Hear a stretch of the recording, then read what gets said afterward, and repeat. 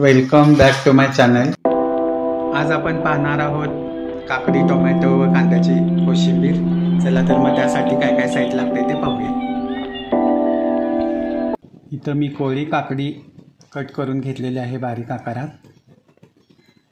1 वाटी टोमॅटोचे काप, 1 वाटी बारीक चिरलेला कांदा, फुटाण्याच्या डाळीचं पीठ, शेंगदाण्याचं कूट, दही, हिरवी मिरची, कोथिंबीर, कढीपत्ता, मीठ, साखर, जिरे, मोहरी, हिंग व तूप। इथं मी 2 चमचे तूप गरम करायला ठेवलेलं आहे, ते गरम झालेलं आहे। आता त्यामध्ये 1 चमचा मोहरी घालायची आहे।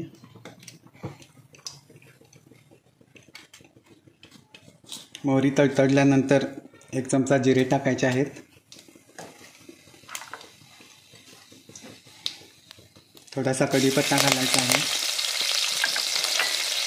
ओली मिरची घालायची आहे,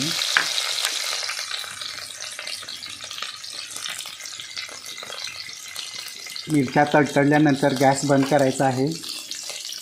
1-2 मिनिटांनी बाकीचे जिन्नस घालायचे आहेत। इथं आपली 2 मिनिटं झालेली आहेत, फोडणी थंड झालेली आहे। आता यामध्ये थोडासा हिंग घालायचा आहे, अर्धा चमचा मीठ घालायचं आहे, 1 चमचाभर साखर। साखर ऑप्शनल आहे, तुम्हाला हवी असेल तर वापरा, नाही वापरला तरी पण चालेल। 1 वाटी कांदा बारीक चिरलेला,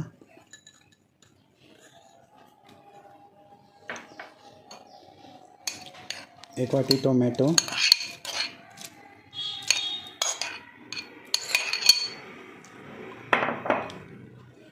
2 वाटी काकडी,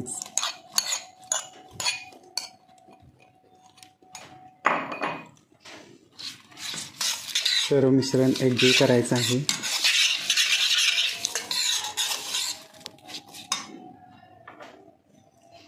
थोडासा शेंगदाण्याचं कूट घालायचं आहे, थोडं फुटाण्याच्या डाळीचं पीठ वापरायचं आहे व थोडीशी कोथिंबीर घालायची आहे। परत सगळं मिक्स करून घ्यायचं आहे।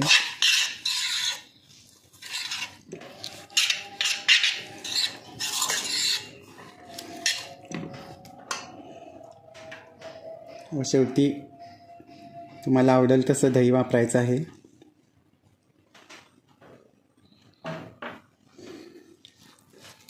मस्त अशी ही काकडी, टोमॅटो व कांद्याची कोशिंबीर आता इथं तयार आहे।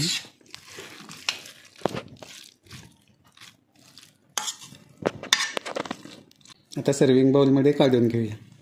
हे बघा, मस्त अशी ही टोमॅटो, काकडी व कांद्याची कोशिंबीर आता इथं खाण्यासाठी तयार आहे। तर ही कोशिंबीर उन्हाळ्याच्या दिवसात खूप छान चविष्ट लागते। तर आता तुम्ही ही चपातीबरोबर, भाकरीबरोबर, पराठ्याबरोबर खाऊ शकता। तसंच तोंडी लावला तरी सॅलड म्हणून हे छानच लागते। तर अशा पद्धतीनं ही कोशिंबीर पटदिशी होणारे तुम्ही नक्की घरी ट्राय करून पहा। आणि जर ही रेसिपी तुम्हाला आवडली असेल तर कमेंट सेक्शनमध्ये जरूर कळवा। आवडली असेल तर चॅनेलला लाईक, शेअर आणि सबस्क्राईब करा। Thanks for watching.